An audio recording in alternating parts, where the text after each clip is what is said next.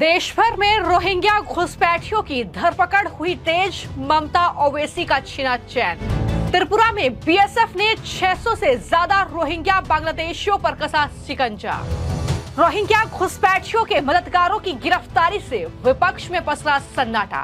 Rohingya और बांग्लादेशी घुसपैठियों को चुन चुन कर झारखंड के बाहर भेजने का काम भारतीय जनता पार्टी करेगी। देश भर में रोहिंग्या बांग्लादेशी घुसपैठियों की धरपकड़ तेज हो रही है। अलग अलग राज्यों में बीएसएफ यानी बॉर्डर सिक्योरिटी फोर्सेस की कार्रवाई के चलते बांग्लादेशी रोहिंग्या घुसपैठियों और उनके पनाहगारों पर शिकंजा कसता जा रहा है। फिर चाहे बात पश्चिम बंगाल की करें, त्रिपुरा या असम की करें, अलग अलग राज्यों में लगातार रोहिंग्या घुसपैठियों की धरपकड़ तेज हो रही है। बीएसएफ की तैनाती जब से बढ़ी है तब से शिकंजा लगातार इन घुसपैठियों पर कसता जा रहा है। और अब बड़ी खबर यह है कि सीमा सुरक्षा बल यानी बीएसएफ ने साल 2024 में 600 से ज्यादा बांग्लादेशी और रोहिंग्या घुसपैठियों को गिरफ्तार किया है।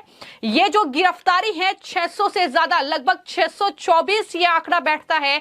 ये सभी त्रिपुरा और बांग्लादेश के बीच जो अंतर्राष्ट्रीय सीमा है, जो बॉर्डर है, उससे घुसने की कोशिश कर रहे भारत में दरअसल घुसपैठिए, उनकी गिरफ्तारी हुई है। ये बड़ी जानकारी जो है वो बॉर्डर सिक्योरिटी फोर्स की ओर से दी गई है।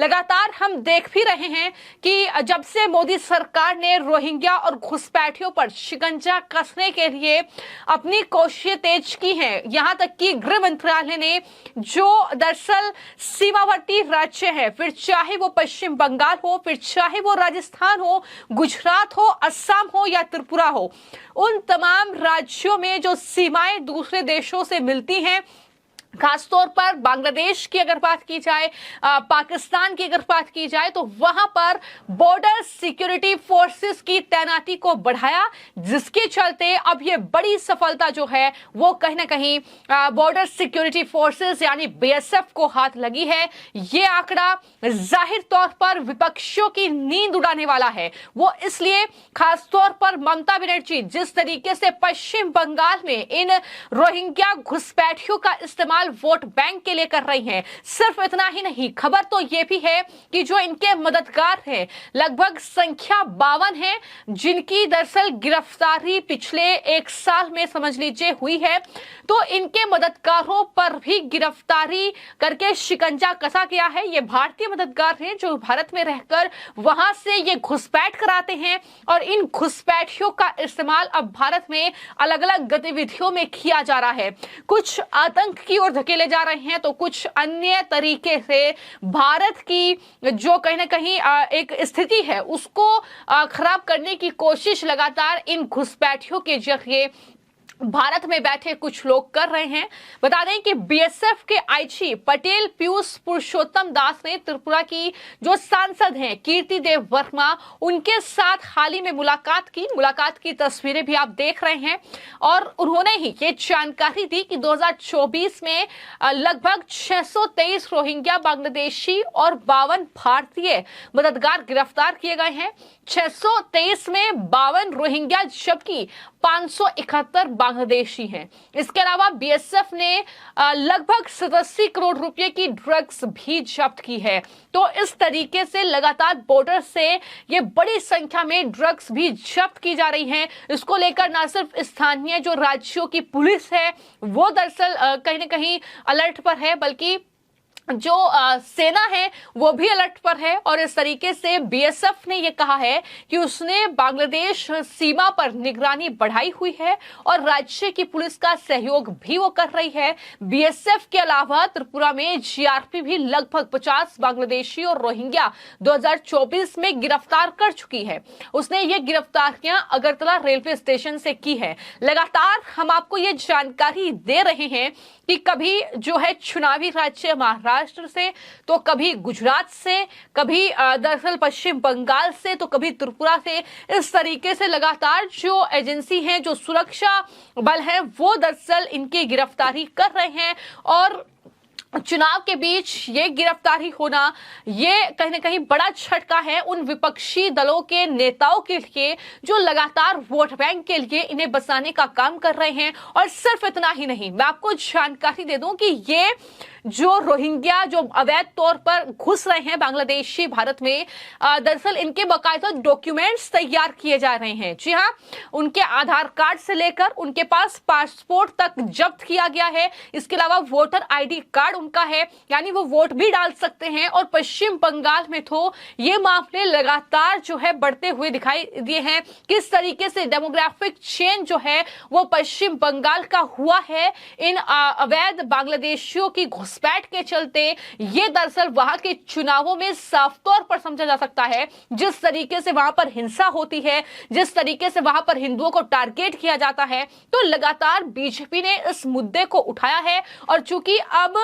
झारखंड में चुनाव है और झारखंड में भी अगर सबसे बड़ा कुछ मुद्दा वहां का है तो वो है घुसपैठ रोहिंग्याओं की, बांग्लादेशियों की जो अवैध तौर पर वहां पर घुसपैठ कर रहे हैं। और चूंकि त्रिपुरा का ये आंकड़ा है तो जो कहीं ना कहीं सटा हुआ राज्य है झारखंड, तो ऐसे में वहां पर तो केंद्रीय गृह मंत्री अमित शाह ही ये साफ तौर पर कह चुके हैं वहां की जनता को, वहां का जो आदिवासी समाज है उसको, कि आप सरकार बनाइए और रोहिंग्याओं को चुन चुन कर बाहर निकालेंगे। क्योंकि हेमंत सोरेन सरकार ने वहां पर इन रोहिंग्याओं पर कोई कार्रवाई नहीं की, वो वोट बैंक के लिए इनका इस्तेमाल कर रहे हैं घुसपैठियों का। ये भी अमित शाह ने कहा। क्या कुछ उन्होंने कहा और किस तरीके से रोहिंग्याओं को लेकर और उन पर शिकंजा किस तरीके से आने वाले वक्त में कसा जाएगा, उन्होंने तमाम बातें कही, जरा सुनिए। एक बार झारखंड सरकार बदल दीजिए, मैं आपको वादा करता हूं रोहिंग्या और बांग्लादेशी घुसपैठियों को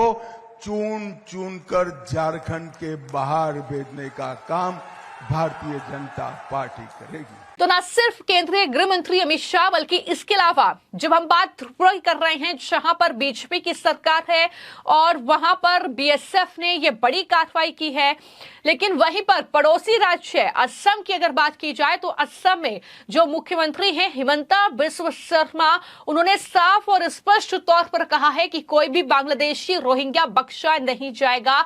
और वहां पर भी लगातार इस तरीके का एक्शन देखने को मिला है। अब दरअसल असम के मुख्यमंत्री का क्या कुछ कहना है इन घुसपैठियों पर जो कार्रवाई हो रही है उसको लेकर, वो भी सुनिए। जो भी बीजेपी शासित प्रदेश है, हर प्रदेश में कोई ना कोई ट्रीटमेंट हो ही जाती है। अभी देश में कांग्रेस का कोई सारे स्टेट गवर्नमेंट, जैसे कन्हैयालाल का सर्तन जुदा हुआ, 5 मिनट में उनका हिसाब हो जाना चाहिए, अशोक गहलोत जी किया नहीं। तो ऐसे देश में जो कांग्रेस और अपोजिशन रूल स्टेट है, वो खत्म हो जाने से खुद ब खुद हमास, बाबर, औरंगजेब कंट्रोल में आ जाए। सेंट्रल गवर्नमेंट इस पर हस्तक्षेप क्यों नहीं करती? आप कह रहे हैं कि राजस्थान में था। हर जगह में देश का संविधान होता है। मैं हस्तक्षेप करूंगा तो आप ही बोलेगा कि कैसे हस्तक्षेप किया, तो इसीलिए जनता का आशीर्वाद लेके हस्तक्षेप करना ठीक है ना? नहीं, लेकिन जिन लोगों के बारे में आप अक्सर इशारा करते हैं, आप जिस चीज के लिए जाने जाते हैं, कर्नाटक में उन्होंने दम दिखा दी, आपको आउट कर दिया। इसीलिए मैं भाई को बोलता हूँ, देखो दम तो वो लोग को दिखाने का तो साहस उनका है। अगर हम ढीला पड़ेगा तो वो लोग दम दिखाएगा। दुनिया तो ऐसा ही ना, एक पार्टी वीक होगा तो दूसरा पार्टी तो स्ट्रांग होगा। ये तो सचमुच बात है। कर्नाटक में हमने हारा और आज औरंगजेब दम दिखा रहा है। अगर मध्य प्रदेश में भी बीजेपी हारते हैं तो वो लोग दम दिखाएगा। इसलिए हम पहले बोल रहा हूँ, भाई देखो हमारा सामने और समस्या है, लेकिन सबसे बड़ा समस्या बाबर और औरंगजेब है। उसको कंट्रोल करने के लिए हमें बीजेपी सरकार। तो कुल मिलाकर जब केंद्रीय गृह मंत्रालय ने बीएसएफ की तैनाती बॉर्डर पर बढ़ाई थी, तो जो विपक्षी शासित राज्य है, अगर बात करें पश्चिम बंगाल की, तो मुख्यमंत्री ममता बनर्जी काफी ज्यादा भड़की हुई थी उस वक्त और ये कह रही थी कि बीएसएफ ही दरअसल तस्करी कराती है, बीएसएफ ही ये घुसपैठ करा रही है। इस तरीके के आरोप बीएसएफ पर ममता बनर्जी ने लगाए। लेकिन ममता बनर्जी से लेकर कांग्रेस पार्टी के नेता और यहां तक कि ओवैसी जैसे जो नेता हैं, चाहे वो आम आदमी पार्टी के केजरीवाल हो, लगातार ये देखने को मिला है कि कहीं ना कहीं इन घुसपैठियों का इस्तेमाल वो वोट बैंक के लिए करते रहे हैं। और यही वजह है कि हम कह रहे हैं कि ये कहीं ना कहीं जो बीएसएफ की कार्रवाई त्रिपुरा में हुई है, जो इतनी बड़ी संख्या में ये घुसपैठिए गिरफ्तार किए गए हैं, ये जाहिर तौर पर इन तमाम विपक्ष के नेताओं के लिए ये बहुत बड़ा झटका है। दिल्ली में भी चुनाव है और वहां पर भी लगातार रोहिंग्या और घुसपैठियों को पनाह देने का काम जो आम आदमी पार्टी ने किया है, कहीं ना कहीं उन्हें भी बड़ा झटका लगता हुआ नजर आ रहा है। फिलहाल बीएसएफ की इस कार्रवाई पर और जिस तरीके से अवैध रूप से जो बांग्लादेशी रोहिंग्या घुसपैठ कर रहे हैं, क्या आपको भी ये लगता है कि ये घुसपैठिए जो हैं इनका इस्तेमाल विपक्ष के नेता कर रहे हैं वोट बैंक के लिए? और इन पर कार्रवाई को लेकर आपकी जो भी राय है हमें कमेंट बॉक्स में जरूर लिखें।